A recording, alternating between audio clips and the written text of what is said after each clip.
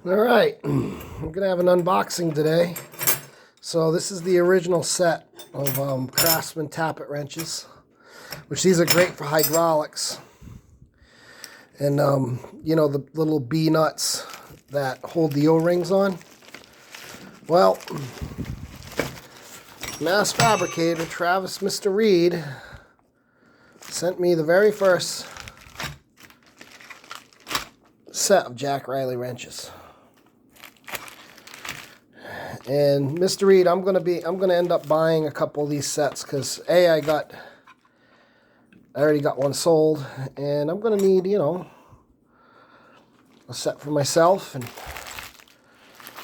a set to keep, you know, keep and to use. Wow. Yeah, I like these. They are considerably thinner. Which, that's what you want when it comes to that, because you're only holding the small adapter that's got the O-ring, and you want to get a wrench in there and then get a regular wrench on top to get your hydraulic fitting on. And then if you're a general aviation guy, these are great for your working on your Lycomings and whatnot. And I got some other ideas for you, Mr. Reed. I hope these sell for you. What a nice set. You know, you talked to me about the leather pouch. I think that's a good touch. And you do what you want to do. I can see you take pride in your work. I probably, yeah. I'll tell you what, I'm going to order a set without the leather pouch so I can get it in my toolbox and keep this one nice.